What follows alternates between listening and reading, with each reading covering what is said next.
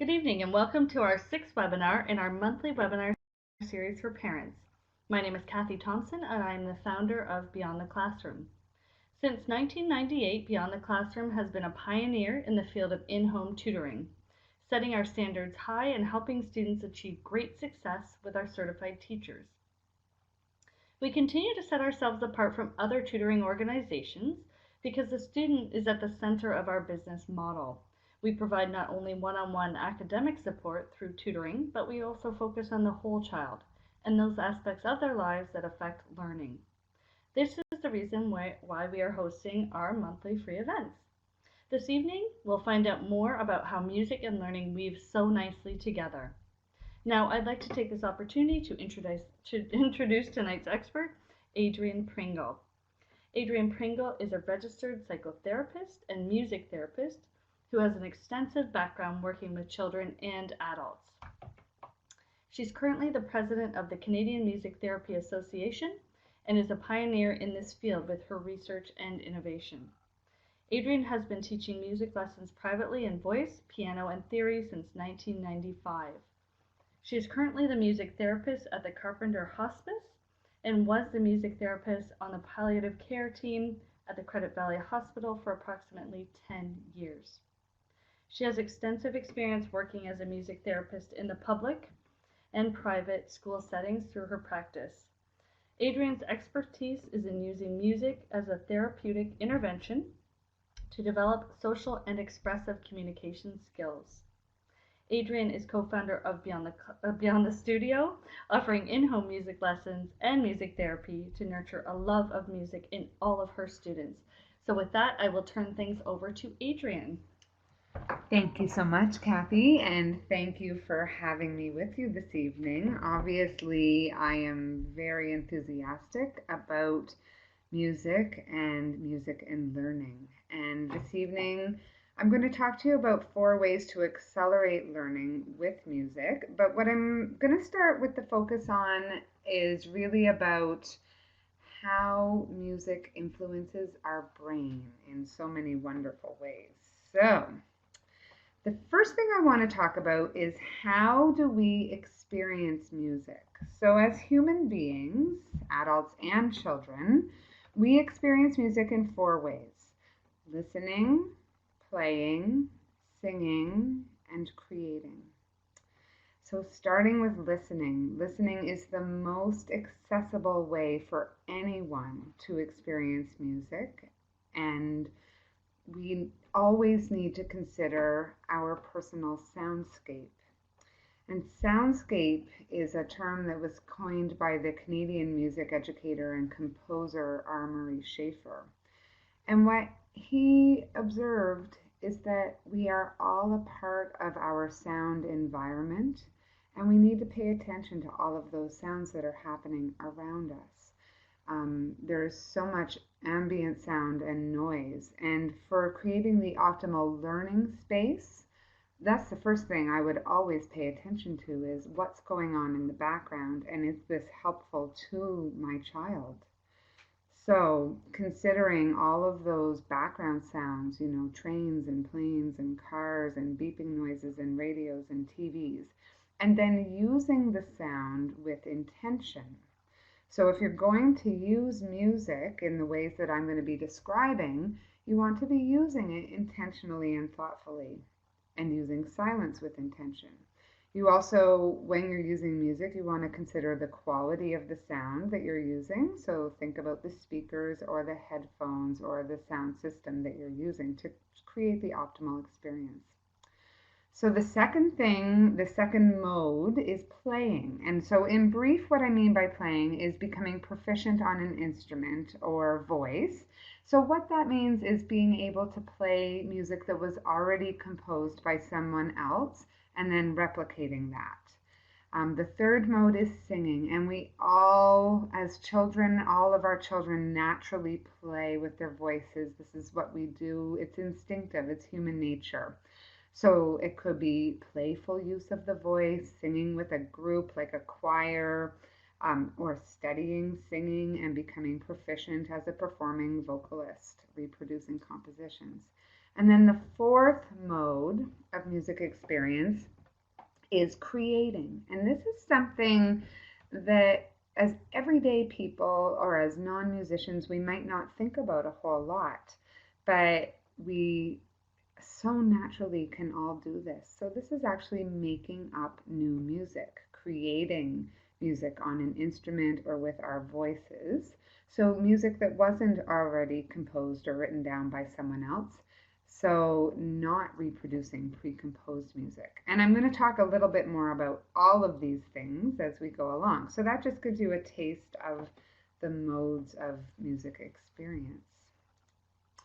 So going on to our next slide, how does music help us learn? And so I've listed a whole list of ideas about how we know music helps us. So it establishes a positive learning state. It creates the atmosphere that we want. We can build a sense of anticipation using music. We can inject energy into the activity by using music, the learning activity. We can actually change brainwave states, focus concentration, increase attention, and improve memory. We can inspire imagination, facilitate a multisensory learning experience, release tension, bring groups or social cohesiveness together, and help those groups of people develop rapport and provide inspiration and motivation. And just taking a look at this picture that I have in the corner here, this shows what a brain at rest looks like under EEG imagery. And then to the right is a brain responding to music. And all of those red spots are the brain working in response to the music. And so it's really incredible. And why I chose this picture to show you is because you can see that it's lighting up all over. So there are parts all over our whole brain, left and right hemisphere, that are responding to the music. So going deep into the structures of the brain, there is a group of structures that make up our limbic system. And the limbic system is our emotional center. So it's where we feel our feelings. And what is really incredible is that it's also where we experience music. And it's also right beside or includes the hippocampus. And the hippocampus is what incorporates into our long-term memory. So it decides what information we retain. And all of those structures are very closely linked. This is why music is so powerful in helping the memory to encode so I think everyone knows some really famous songs that we learned in childhood that were very powerful in helping us learn the structures of the English language. The most famous being your ABCs. And as soon as I say that, I'm sure you can think of the melody that I'm talking about. This is how children remember many things. We have songs to help us remember the days of the month. You can have songs to help you remember the days of the week. All sorts of things that we need to learn, we can link and connect with music to help us keep that memory. I see Cheryl's coming on. Yeah. And then we also think about how when we have a time of really strong emotion and link that with music, we remember that music. So the brain is very powerful in what it chooses to remember, and music is a very powerful trigger of our memories. As human beings, we respond innately to melody, harmony, and rhythm. We are organized beings. We are organized in our bodies by our heartbeats, by our breath rates, by our sleep-wake cycles. All of those things give rhythm to our lives, our daily rhythms of eating breakfast, lunch, and dinner, and our routines. We are organized beings, and music is very structured and organized, and we respond to that. It parallels the human experience. I have worked with many, many people in music over the years, and I would say 98% of the people that I've met enjoy or appreciate music in some way and respond to it. And moving along to the next slide, we have an image from Daniel Levitin's book, This Is Your Brain on Music. So Daniel Levitin is a Canadian researcher at the Brahms Center out of McGill, and he's done some great work on actually mapping the musical brain. And so those structures that I was referring to in the center of the brain are the amygdala, where emotional reactions happen to music. Very, very close to the auditory cortex, if you can see where that line is pointing to the auditory cortex. So that's where the first stages of hearing and then perceiving a sound and then analyzing what the meaning of that sound is. And so you can see, looking here, that the auditory cortex is right beside the hippocampus.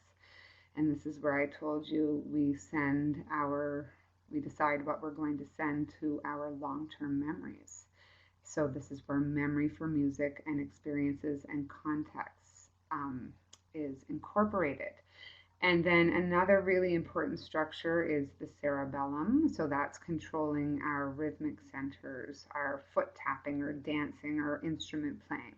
But you can see if you read this in detail that there are areas all over the brain that are involved in perception of music. And that's why we were seeing all of that red in the EEG. So what that really means is that we are engaging the brain, and we are engaging both hemispheres of the brain with music. So back to those 4 modes, a little bit more information about how you can use them. And the first one I'm going to talk about is listening to music. So there's some really fabulous research that's come out about the brain's response to music. And one of the most powerful pieces of information is that when a person is listening to preferred music, so music that they personally enjoy or would choose to listen to, the brain will release neurotransmitters, or hormones is a simpler word to explain that.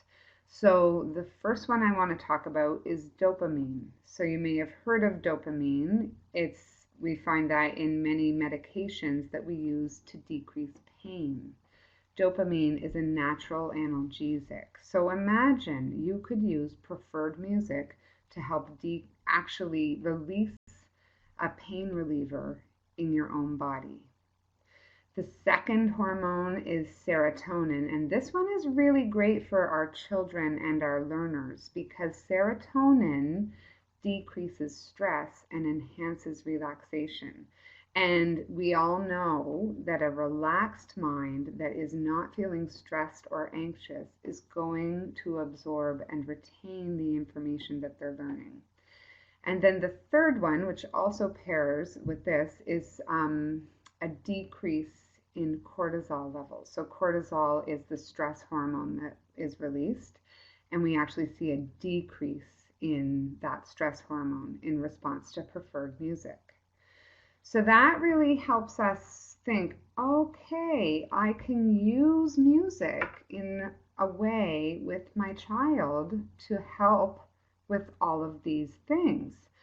I can use music to help relax and calm and focus them. And yes, there is specific music that you want to choose to do that. So music, our physical body will entrain to music. And what I mean by entrain is it will come to respond to the tempo of the music. So our heart rate will decrease in response to music that's at a slower tempo. The music will calm us. So if you can choose music that's approximately 60 beats per minute, a range of 50 to 80 beats per minute is recommended for children, then you can find this relaxation state. And I'll talk a little bit more about some examples in a minute, but a few things you want to take into consideration is that music can be familiar or not familiar. It doesn't matter.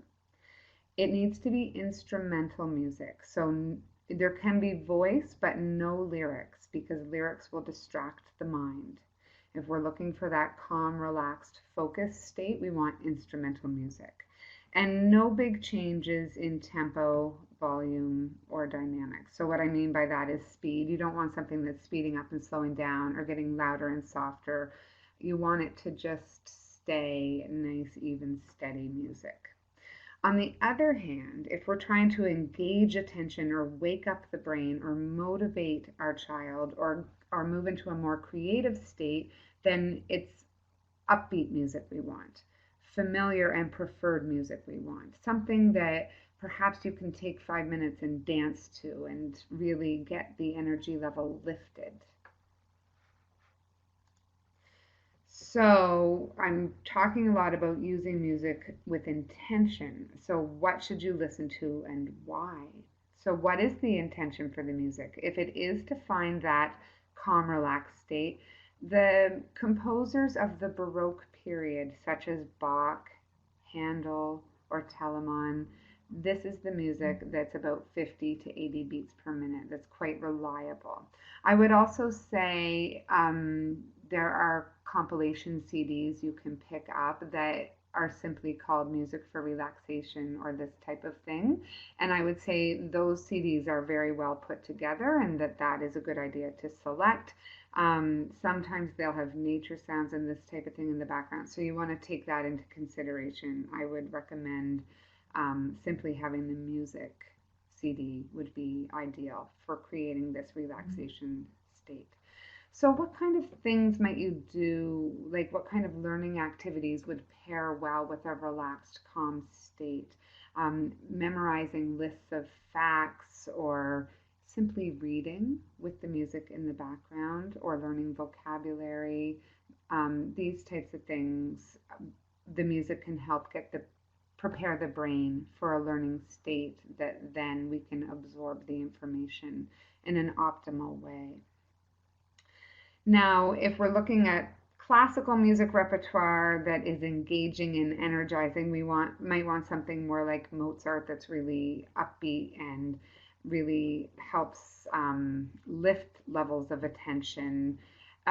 You might want to think about that if somebody's been working for quite a while and they still have more work to do, then you might want to put on something that's more upbeat and engaging just to help with that tired feeling or help someone stay alert when they're working through a project.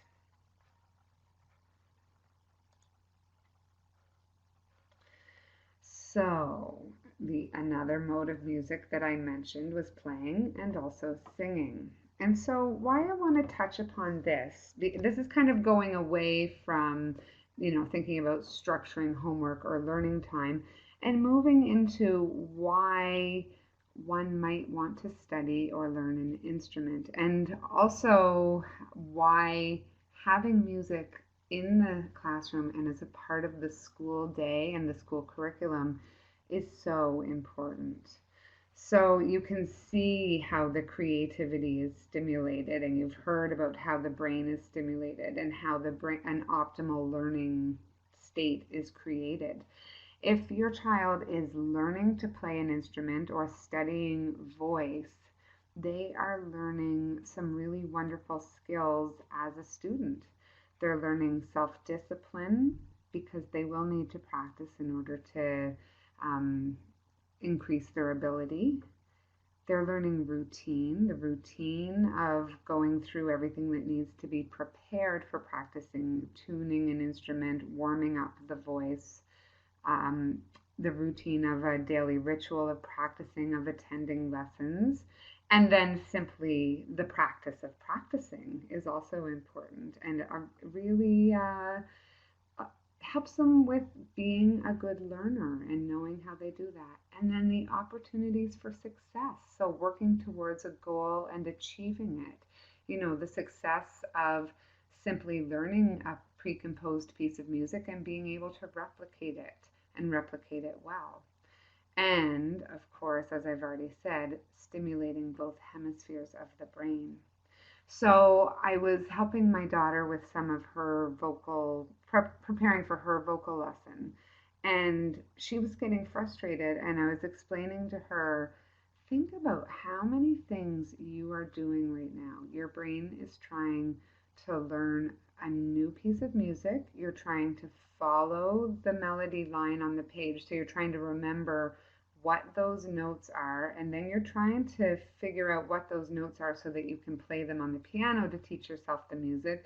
And then you're also trying to sing it at the same time, and the music happened to not be in English, so you're trying to sing in a foreign language.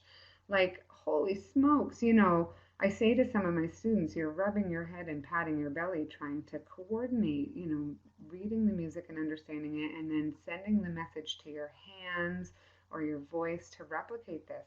It's really incredible that children can do this. And I think it's such a wonderful opportunity for children to be able to learn any instrument. Sometimes in the school there's opportunities, or sometimes that's an opportunity we can give our child. And I think it's a wonderful thing. And creating music. So, like I said before, this is something we don't think about so much, but if you imagine your child, maybe they were 3 years old and they were playing with their favorite toy, and the sounds they were making. The sound they were making is, we might call it inflective vocal play. La, la, la, la, la. That song is a song that children all over the world sing. It's inherent to our humanity to use our voices in this way. Children are uninhibited in their play and creativity, and we need to nurture that in our children. So whether it be sitting at the piano and guiding them, oh, just play with one finger, and not banging, but see what you can make up, allowing our children to create new sounds and to experience that they can do that and be successful. Or taking two sticks and tapping them on the table and creating a drumming rhythm, and then creating a different one and then putting the two together. So that's what I'm talking about when I'm saying improvising, creating new music or new sound. And then another part of creativity is songwriting. So making up songs. Children do it all the time, and what a wonderful way to incorporate working on writing, working on printing letters, working on putting words together, and really encouraging them to find that creative self. And then we can incorporate that back into learning as well, because we can use that to help with memory. So this kind of moves really nicely into the 4 tips for incorporating music into your learning. So I think tip number 1, I've said a lot about listening to music to focus attention. And tip number 2, using music as a mnemonic for memory recall. So this is, like we said, about the children's songs, but this is something we can also use that songwriting. We can incorporate that here. So making up a song that is relevant to the material that you're trying to remember. So incorporating that creative side into the memory work that needs to be done. Capitalizing on rhythm and rhyme. So using chants, using those fun, pleasurable ways that we can put words together to help remember difficult material or times tables or lists of facts. And then using the beat. So actually incorporating, a rhythm, clapping it, making it physical, stomping it out, feeling it in the body. So chanting those words, those things that we need to remember, because that will also help the brain then be able to retrieve the information again and help us really incorporate that into the long-term memory. So I want to thank you all for being with us this evening, and I am wondering if anyone has any questions.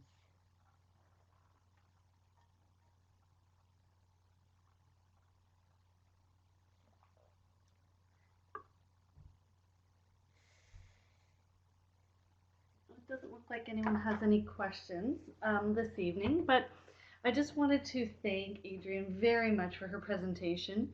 And I thought the last point was really interesting about making, incorporating the learning and making your body feel it and body feel the beats and the movement for the learning. I think just with the push on physical activity and getting our kids moving, I think incorporating music is important, and knowing that it really helps solidify learning is really cool. So, Adrienne, thank you so much, and thank you all for attending the webinar. The link to the recording will be made available on our website within 7 days. Please join us next month when we talk about different learning styles and how to identify them and take advantage of them when your kids start school this fall. Have a wonderful evening.